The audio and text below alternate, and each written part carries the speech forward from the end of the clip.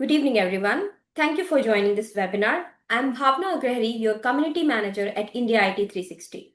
We welcome you all to this health session powered by Dhruva. With us, we have Dr. Ekta Daftari.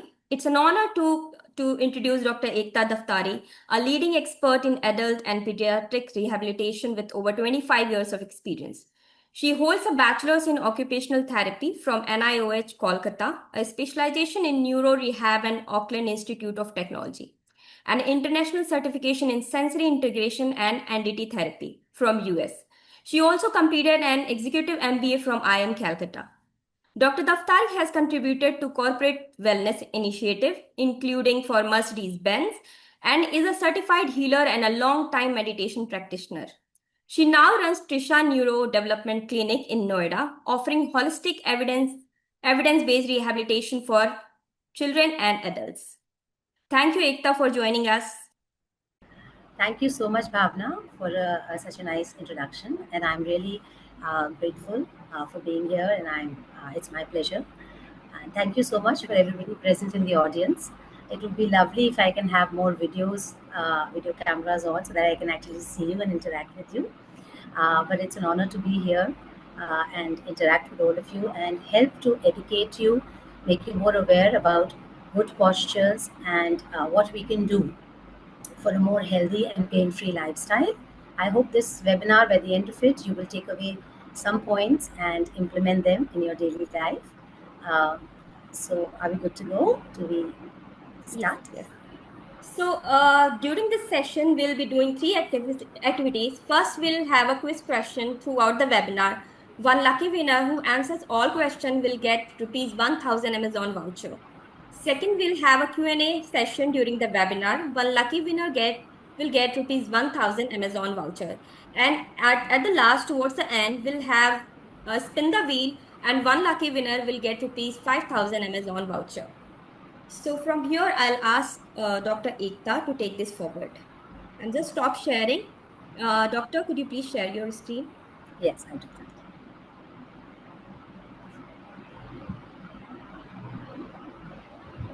Yeah, I'll stop.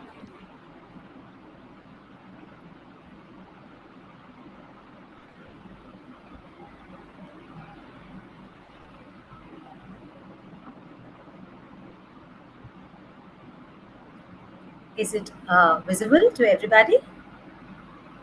Yes, it is, doctor. I think, yes, it is. So today we'll be talking about the common workplace problems that all of us encounter. The main culprit, as we all know, is posture, poor posture, and we've heard so much and we've read so much about the good posture and how it should be, and how the screen should be at eye level. The chair that we are actually sitting on should have a lumbar cushion, and the knees and the chair edge, there should be some space between that. Otherwise, it sort of presses on your knees, and that actually causes back and neck problems. So it actually hampers your muscles in the reverse. So when knee is in strain, that transmits the pressure onto the back and then onto the neck. So it happens that way too. And we are always advised to keep our legs a little bit lifted if that is possible in our workplace. So we can arrange for that. So what are the two main conditions which actually arise from poor posture? One is neck pain, very, very common. And we are seeing very, very young people succumbing to neck pain, a lot of students because of poor postures when they are studying, IT professionals because they have to work on the computers day long, and that actually puts their neck in this text forward position, which is this forward position, and that puts a lot of strain on our neck. And so we've heard a lot, and there's a lot of information available on how it's caused, what are the risk factors. What leads to this is that when we are working in poor posture, we actually put strain on our neck muscles, which then go into spasm, which makes the entire movement of neck restricted and painful, and that leads to disuse and again to muscle weakness. So it's a vicious cycle that we get into. And prolonged neck pain, when avoided or not treated, leads to cervical spondylitis. As we age, there are bony changes also happening in our spine, and that added to the tight and spasmodic muscles and weak muscles that I just talked about leads to cervical spondylitis, in which there is nerve compression along with the tightness and weakness part of the muscles. So this is actually a more severe situation, and needs treatment accordingly. We have to give traction and relieve the neck impingement in case of cervical spondylitis. Common exercises that all of you know, and it's very commonly available on the net, is the normal movements, the 6 movements: this, this, and this. These are the 6 movements that are advised every half an hour to 1 hour, and then we can actually give stretches. Hold your shoulder down with one hand and stretch with the other hand. Hold the stretch for 10 to 30 seconds, and likewise do it for every position. And the next exercise for strengthening is when we do resistive strengthening exercises. All of them are very, very easily available on net. You can look it up. The one exercise which usually is not mentioned and what I would want to share with you is the chin tuck position. So if you put your hand behind your cervical spine, you can feel the curvature. That is the natural curvature of the spine. So putting your hand there, I would like all of you to do it with me. If you put your hand there and then you just put your chin down and press it backwards, you will see it flattening. So if your cervical spine is exaggerated, you would see that this exercise actually puts it in the correct working posture. And this is one exercise, though very, very important, is less talked about, and it can actually relieve a lot of tension and tautness that sort of builds up in our neck muscles with prolonged working of the computer. So if we take in do Doctor, this, yes. could you please share the PPT on full screen? Just enable editing and then put it on slideshow. Is it not there on full screen at the moment? No. Yes, you just put it on, like click on slideshow, enable editing. Yeah, enable that. Yes, from the beginning. From the From the beginning. beginning you want it there? Because I was just going as I'm speaking. I'm Okay, putting from current slide, just say, just put on current slide. From current slide. Yeah. Yes. Is that Yes. okay? Yes, that's okay. That's perfect. So, Yeah, please. so the only exercise that I think that we really, really need to work on is mainly, just a second.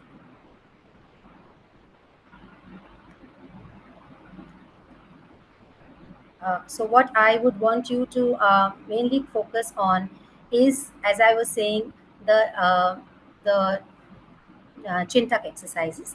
And if you can repeat this every 15 minutes for 4, 5, 6 repetitions till your strain on the muscle weans off, then it will really help you. Uh, the next, uh, the next common problem is back pain. All of us, at some point or the other, face this. This again actually comes from weak muscles, weak back muscles, weak abdominal muscles, and very, very poor working postures. Right. So, what is a good working posture?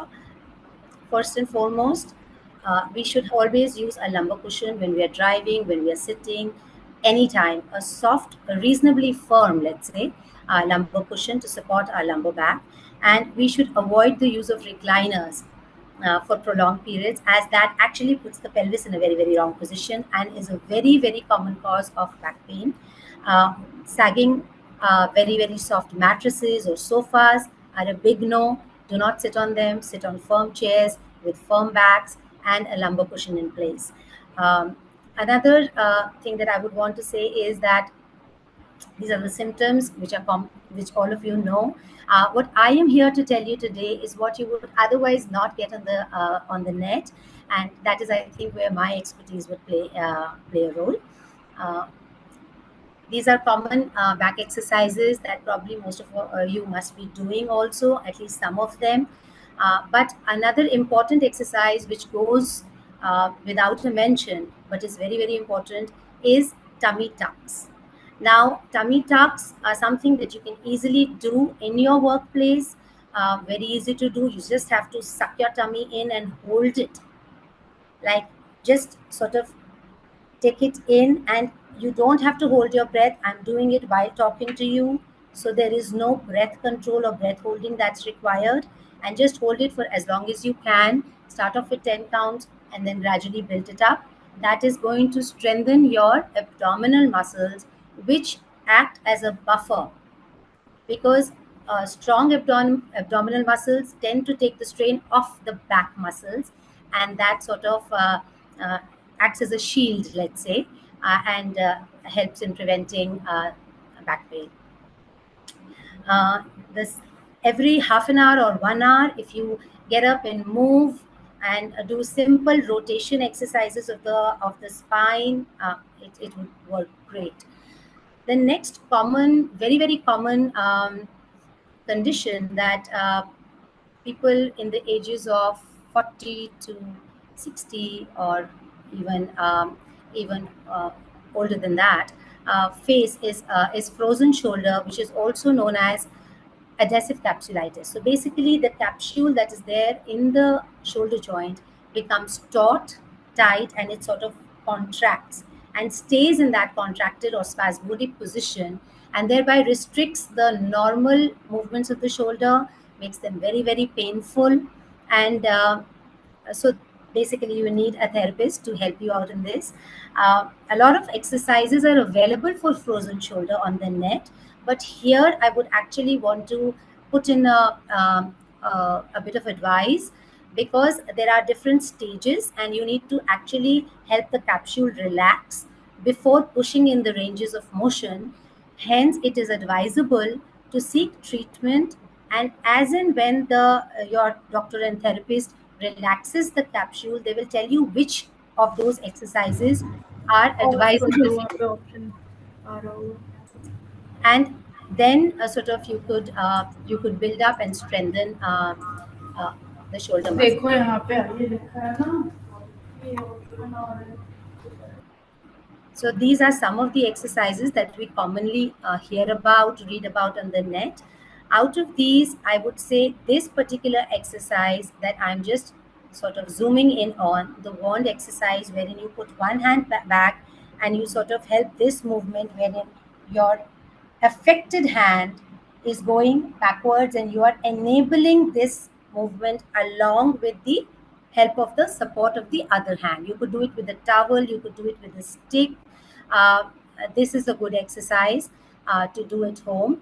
And simple exercises of like the ball and ladder exercise, finger ladder as we say, in which you just sort of put your finger on the wall and let it climb up, so that this movement of your hand, as much as is sort of possible for you, depending on your condition of frozen shoulder, this movement is enabled. And as you are taking your hand up with the support of the wall, go close to the wall, hold it there at your extreme point for 10 to 20 counts, and then gradually slide it along the wall. Don't drop your hand off the wall, because that's going to cause further injury to the capsule. So if you just do this exercise in the forward and sideways direction, then this again is a good exercise. If you're having a little bit of a shoulder pain and it's sort of building up, the the don'ts of this is very often we engage in intense weight training regime as part of our workout regime. I personally have seen a lot of frozen shoulder cases arising due to an intense weight training regime. So I would request all of you to be a little bit more mindful of that. Sometimes that's not required, and you end up straining your muscles more than than the good that you get out of it. A proper warm up before engaging in any kind of a weight training is very very strongly advisable, and we sometimes miss that. Mm. So yes, so these are the advices that I would want you to follow as far as uh, frozen shoulder is concerned. The next set of problems that we encounter are muscles of the forearm, which are getting inserted or sort of originating from the elbow. That is the golfer's elbow and the tennis elbow. You must have heard these terms. They are very, very common terms. So this happens when the muscles of our forearm, which are actually on the medial aspect. Medial aspect is the inner side of your elbow. So they get inflamed, and that is where they sort of start paining, and um, the inflammatory symptoms arise. And if you do not seek intervention, therapeutic intervention at that time, and continue with your regime, whether it is sports or whether it is just work related to a lot of forearm usage of forearm muscles, then that sort of further aggravates. You can have tingling, numbness, definitely a lot of weakness of the forearm muscles, and then that also sometimes moves on to your hand. So I think correct intervention at the correct time is recommended. As far as the exercises are concerned, both for tennis elbow and golfer's elbow, more or less same. You could actually take a soft ball, or so start off with a soft ball and then gradually build it up to a medium resistance ball, and then to a further strong resistance ball. And you could do your forearm. So holding on to it, you can do your strengthen your forearm muscles. You could actually take a ball which has a little bit of weight. You get weighted balls in the market, or you could just hold some weight in your palm and then do your supination pronation movements to strengthen your forearm muscles, and that over a period of time has great results. So the difference between tennis elbow and golfer's elbow is that in golfer's elbow you have the medial muscles which are affected. In tennis elbow, it's the lateral muscles on the lateral epicondyle which get inflamed, and again causes weakness of grip. You could have tingling, you could have a lot of pain, and that sort of restricts your everyday functioning, right? So it's important to be mindful of how you're using your muscles, whether you're actually strengthening them as a routine workout protocol or not, because you usually strengthen the gross and big muscles of the body, but we tend to forget the smaller ones, and then that could lead to problems. So as this slide very clearly states, the problem is just the lateral and the medial side, the difference. The next set of problems that are very, very common for professionals working in the IT, as all of you are trigger finger and carpal tunnel syndrome. These are basically due to wrong working postures of the wrist and overuse of the small muscles of the hand and the wrist. So when we are actually typing a lot on the keyboard, if we are using a lot of uh, force without realizing, sometimes the pressure that we are using is more than that the ideal. So this sort of transmits onto the muscles of the hand, and they then sort of get inflamed. So in trigger finger, what happens is that a sheath, as you can see, a sheath of the tendon, you can see this point, which you can see the inflammation there, and that sort of gets stuck in the sheath beneath, and you can sort of feel a lump, kind of a swelling over here at this point. It could happen for any of the fingers, and then accordingly you will feel it at that position. And then when you're trying to open your hand, one of your fingers remains stuck in that position and takes a lot more effort and is painful when you try to straighten it. So risk factors are, if you're, as I mentioned, wrong working positions, repetitive use of the small muscles wherein they get fatigued and inflamed. And this is more common in women compared to men. That is the trigger finger. The exercises are strengthening exercises. You could use therapeuty. You could use a resistive ball, which comes in the form of a gel ball also. You could use that in doing all these particular exercises to strengthen the small muscles of your hand. Carpal tunnel syndrome, on the other hand, is when the sheath at the wrist, right here, gets inflamed, the neural sheath gets inflamed and narrowed, and that is why the nerve, the median nerve, which is actually running through it, gets compressed, and you have the symptoms of tingling and numbness and weakness of your hand muscles. Um, so, what is the correct working posture? That would be an ideal question that would come to your mind. That if this is caused due to wrong working postures of the wrist, what is the correct posture? The correct posture is a wrist neutral position. What is a wrist neutral position? It is 0 to 15 degrees of flexion of the wrist, and let's say more or less your forearm and wrist are almost aligned in a straight line, and that is the ideal working position for the wrist. So it is good if you're mindful of this when you're working on your keyboard. You have made arrangement accordingly to keep your wrists in a wrist neutral position when you're working. Avoid excessive usage, prolonged usage for long hours. All this is definitely going to add to the strain and cause one of these conditions. Another important and very, very common problem that people face, and all of us are in that same age group, and it is exceedingly common in this age group, is sciatica. I'm sure you've heard about it. So basically, you get a sharp shooting pain down your leg, right from the hips and buttocks. It travels down, and this is because the sciatic nerve becomes compressed. Why is sciatica caused?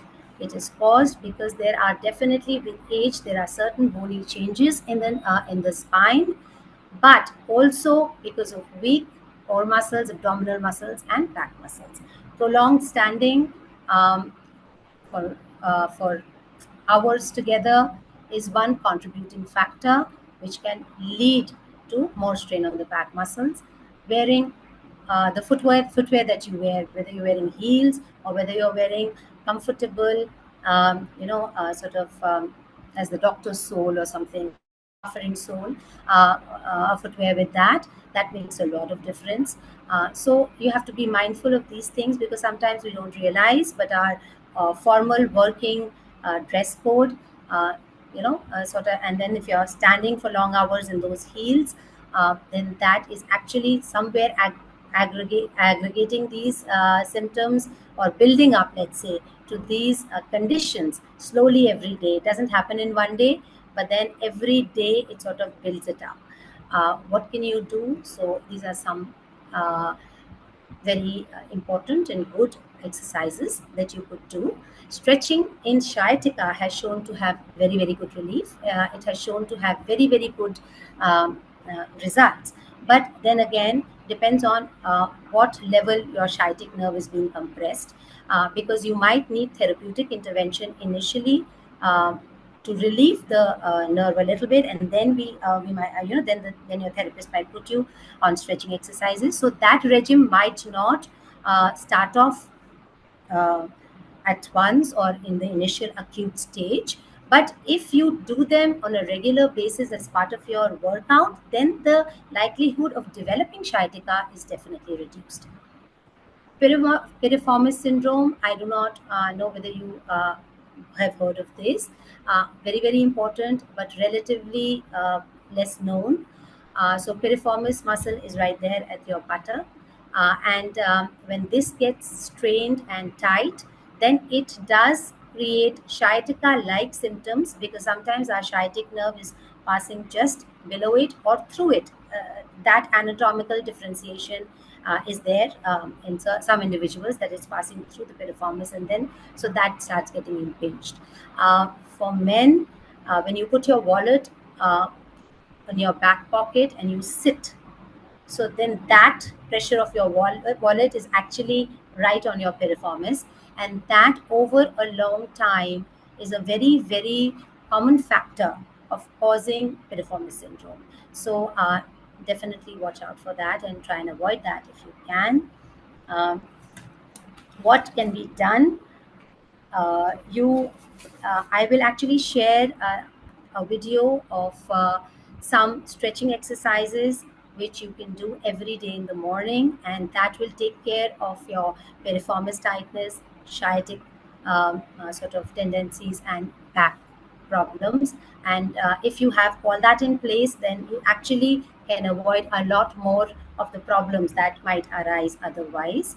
Um, Belt use, definitely, if the pain and symptoms are acute, belt use, lumbar belt use is advisable, but only till we are able to relieve the impingement and relieve the sort of inflammation and the muscle spasm, not prolonged use, but yes, during that time.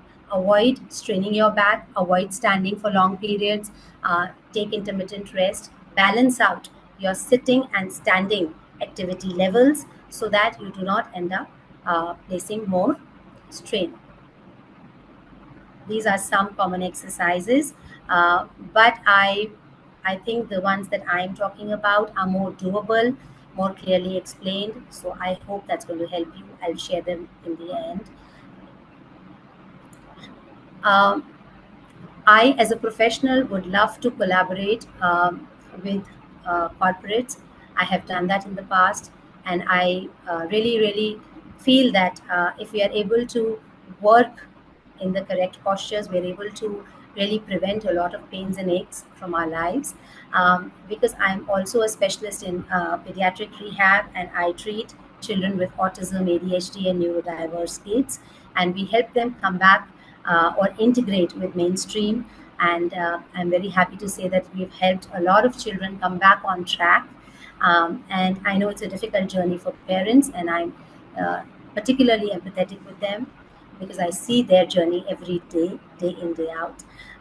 So I would love to collaborate with, if you have such parents in your organizations, then I would love to be their mentor. I would love to help them in this difficult journey of theirs in any which way, which is possible and a doable kind of a thing. So you could please reach out if you feel that we will be able to collaborate together. And these are the services that are offered in our clinic, and uh, these are all the areas, and my team is there, and I supervise all the treatments. And I'm happy to say that we are helping a lot of adults and children regain their health, and that is such a satisfying feeling. Bhavna, if you Yes, we'll take the questions from here. So we yes, have a lot of questions. Let me just, yes. so I will just So, stop sharing the screen if that is okay. yes, that's okay. Okay, so the first question that we have is, can you please suggest the correct laptop positioning for avoiding wrist and cervical pain? So as I rightly said, as I told you earlier, that what what is a good position is a chin tuck position, and your height of the table, depending on your height, your height of the table should be such that your forearms and wrists are in almost a straight line. You have your armrests in place, your chair should be of a height where your feet are just placed on the ground, right? And you should have a small support in front of your chair where you can actually uh, put your feet up intermittently to relieve the pressure from your legs, and which does not sort of go upwards to your back and neck, as I had earlier said.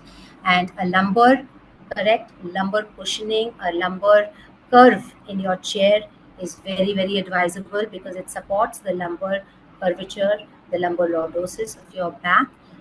So these are some things that I think you should be uh, mindful of, let's say.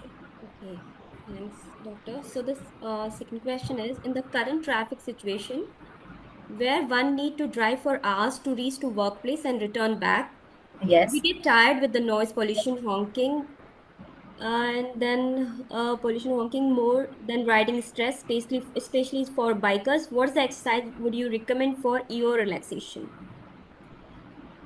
So, is it specifically you're asking regarding back pain or ear relaxation? Did I hear you correctly, Bhavna? Yes, it's ear relaxation, correct? I think in the kind of traffic that we have in the nice noise pollution that we're exposed to, I think a lot of meditation early morning is the only thing that can get you and sort of let you filter out that unnecessary noise from life in general, not only on the road, but life in general.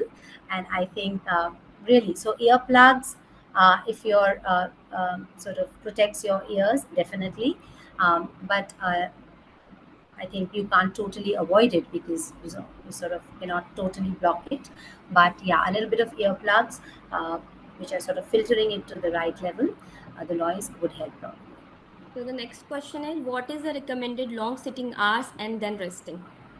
So there is no recommended long sitting hours. It completely depends on the individual and where your state of fitness and where your muscle picture, what your muscle picture is like. And I would say that let your body be your guide. I always tell my patients because your body will always signal. You will start feeling that strain much before it becomes a pain. And usually, what we do is we do not really take notice of the strain that's building. It's only when it becomes a pain, and that too a really chronic pain or a severe pain, that we sort of take heed of it. Don't do that.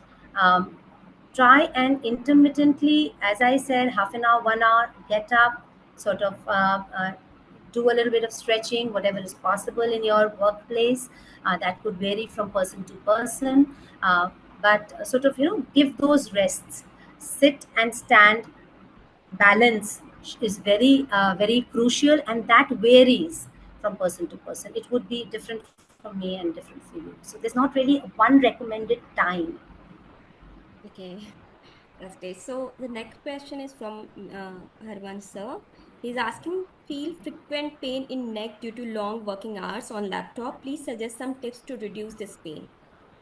Uh, so, sir, I would strongly recommend that you start becoming conscious of your chin tuck position when you're working.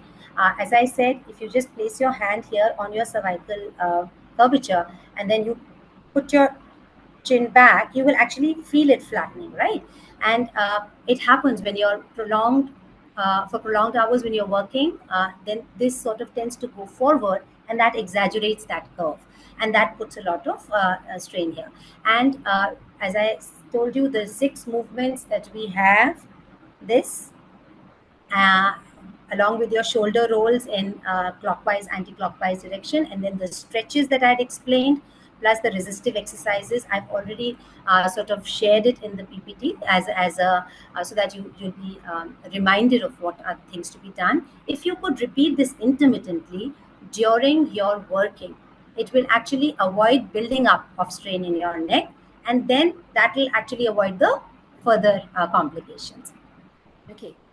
Rajesh sir is asking, driving 4+ hours per day auto vehicle, what is the exercise for right leg brake and accelerator?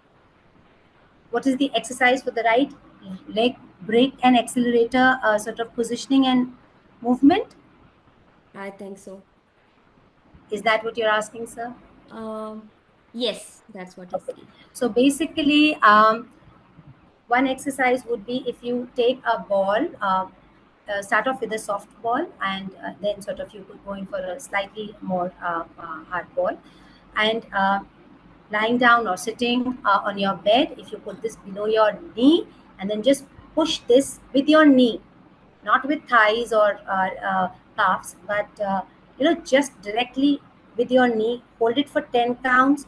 Leg should be straight, and then just relax it. Do it 10 times and 10 sets of this.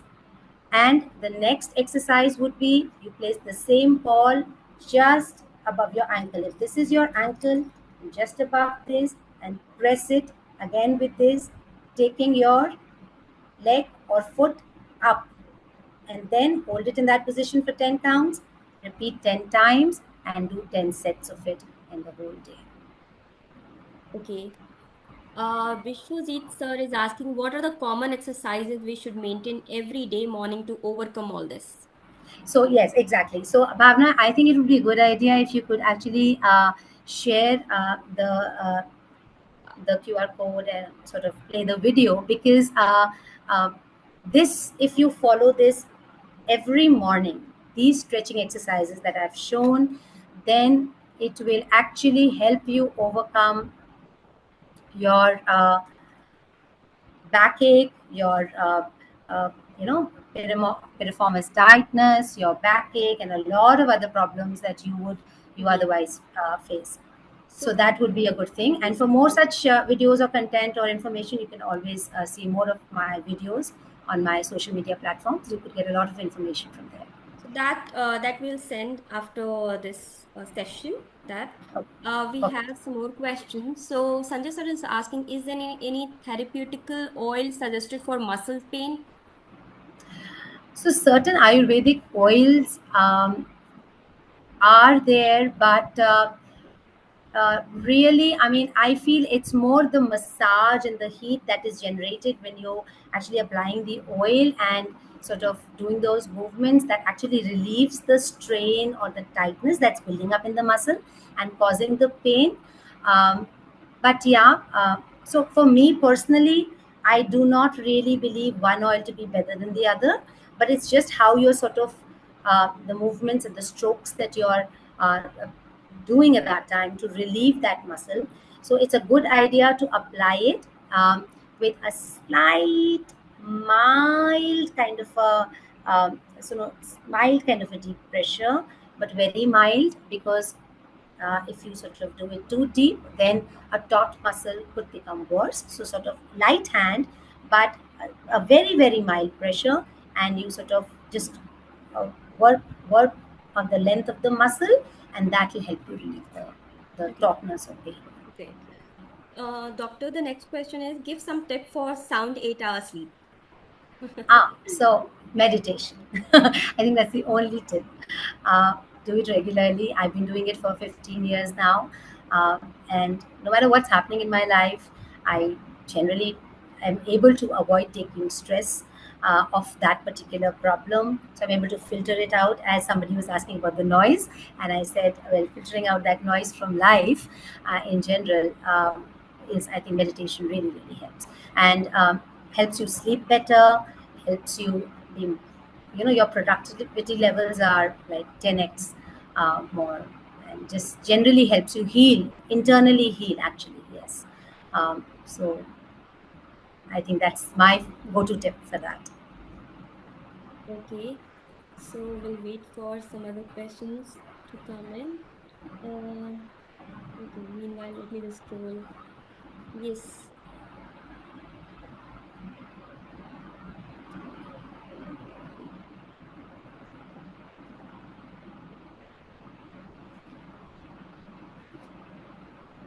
I think yes, we are good with the questions, and I can now share the video that you have told me. I think it will really help everybody, and I really hope it helps you.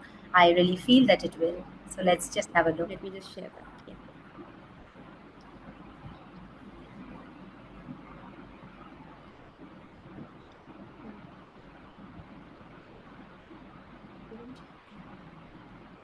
Share with you some simple stretching exercises that you can do first thing in the morning.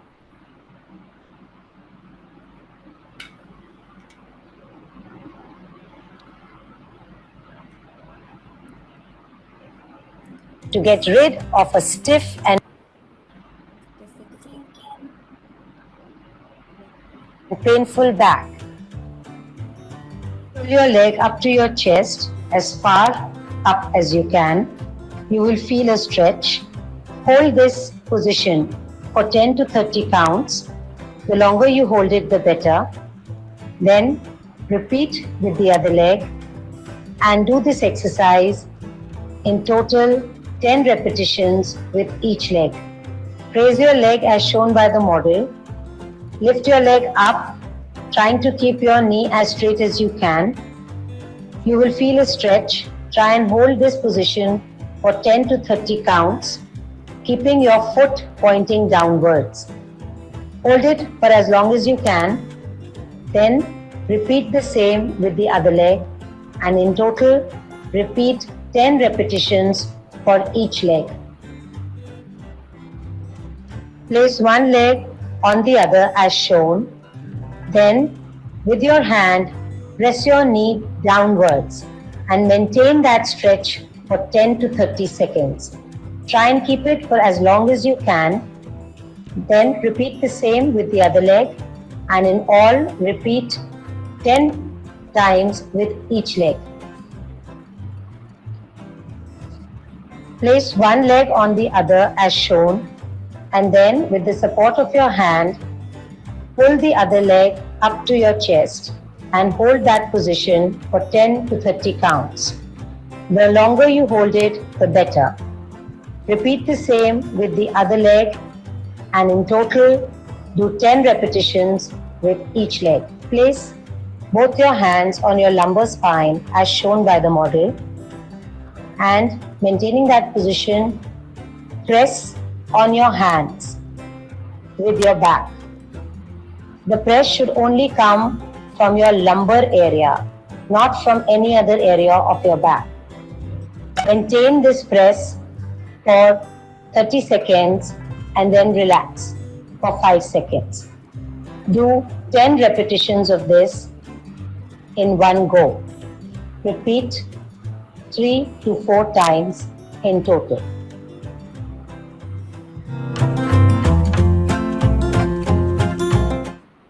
So as you saw, they are very, very simple exercises, but highly effective. And I would strongly recommend all of you to do it. And then you could probably message me to tell me whether you actually felt that your back is working better. So I would love to hear from all of you. And we will be sharing the QR code for the exercises, and you could watch it again at your leisure and sort of follow it when you're doing it, and that will help you. Thank you, Doctor. So now we can go ahead and announce the winners.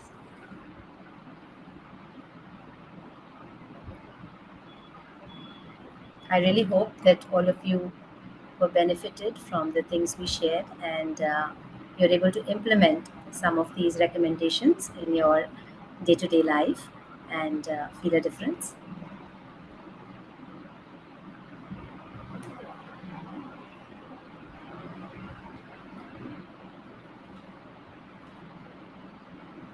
Doctor, meanwhile, could you please share some of the tips Okay. for them? One frequently asked question that patients come up to me and ask me is that should we wear the lumbar belt or not? Will we get addicted to it? Will that sort of be detrimental in the long run, and our muscles will become weaker actually if we wear it? So as I mentioned during the session, that when you're having a extremely painful back and you are having to sort of do chores which require you to be sitting or standing, it is advisable to wear a belt till your professional sort of works on your back a little bit and is able to relieve the tightness, the trigger points, or the nerve compression, as the case may be, because the belt provides a buffer. So when the muscles are in an acute inflammatory stage, they need that support. And gradually, as we relieve the symptoms and strengthen your muscles, then automatically your professional will tell you not to wear the belt. So a lot of people don't wear it just thinking that it's going to be harmful and end up causing more problem. So they aggravate the situation when it could have actually been taken care of at a at an earlier stage. So kindly do not make that mistake and do not be under that myth. Definitely, if you're having back pain or prone to back pain and you're driving for long hours to work, and if that road has a lot of bumps and is like sort of even the sometimes the there are so many roads which are not really have bumps or etc., and you feel that jerk on your back, it is advisable to wear a lumbar belt and or a lumbar cushion should be in place. I'm repeating because we genuinely overlook these small things which can actually prevent a bigger thing from happening. So it's the smaller things that you have to be mindful of. The takeaways from today's session, if I may just put it all together, is you have to prioritize your musculoskeletal health. It is important not to just work out the bigger gross muscles but also the smaller muscles, as like the fingers and the palms, and so those are equally important. Otherwise we might end up straining them and having one of these conditions that we just discussed. Your forearm muscles, your small muscles of the neck, everything is important.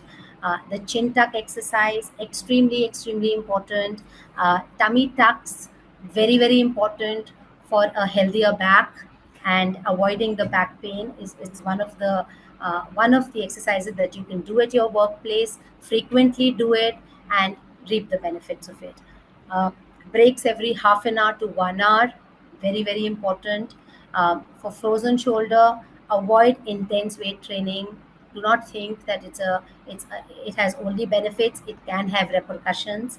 And also sometimes we don't actually exercise or move our shoulder joints so much, so that also can lead to a frozen shoulder. Disuse or prolonged non-usage of shoulder muscles and shoulder joint per se also leads to frozen shoulder. So that's also one of the causes. So keep sort of moving your shoulder and getting the strain off your muscles. So make that a part of your day-to-day life. As far as tennis elbow and golfer's elbow, as we said, strengthen the forearm muscles alongside, and for carpal tunnel and trigger finger, the hand muscles and the hand exercises, very important. Wrist position, 0 to 15 degrees of flexion, and so more or less, in layman terms, we can say more or less almost your forearm and wrist almost in a straight line. Maintain that working position. Do not put too much pressure or force when you're typing. Be mindful of that they are soft clicks that you are actually doing. Um, Avoid putting the wallet on your back pocket and sitting on it. That will actually tighten your piriformis and lead to sciatica like symptoms. Because of piriformis syndrome, it might not actually be sciatica. Um, Usage of belt, I've already explained. Intelligent and mindful usage of belt does not weaken your muscles. And so I think these are some of the takeaways from today's webinar that Thank you, doctor. So we'll now announce the winner. For Q&A, sorry, for the quiz, do we have Himang sir here? Please type yes in the chat box, sir. Himang sir? Okay. Next, I think he left. So do we have Harvansh Sagar sir on the call? Please. Okay. Congratulations, sir. congratulations. And okay, for Q&A, do we have Sanjay Mittal sir? Sanjay sir, you there?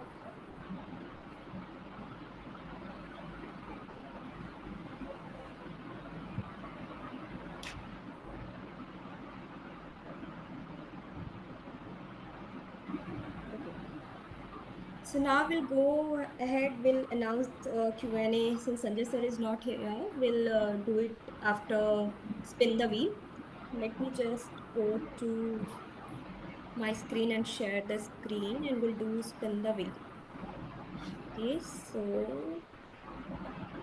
I'll share my screen. Here we go. Okay, my screen is visible. So here we go.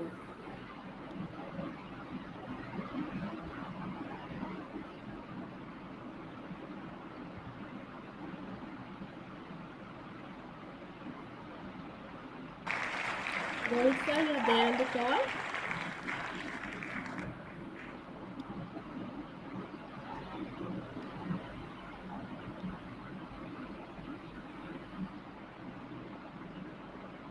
Oh, yes. Congratulations, sir. Congratulations. Yes. Okay, so we have one more winner left for Q&A. So let me just go back to my screen.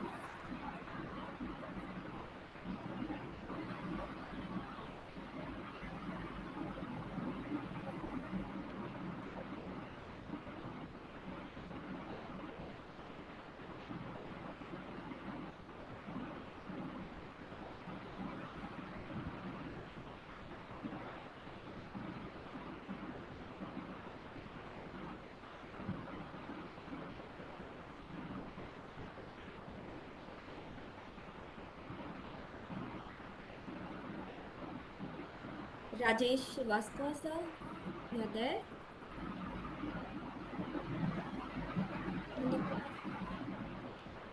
Okay, congratulations, sir. For Congratulations. Thank you everyone for giving us the time, and we will share the presentation and along with the video that we have shown. And we keep on hosting these webinars, and we want everyone to join in. Thank you for giving your time. And then for the winners, we'll send the emails to everyone, to whosoever has won. So we'll send the emails to them. Thank you everyone, and have a nice day. Thank you so much for being such a wonderful audience. Thank you. Thank you. Bye.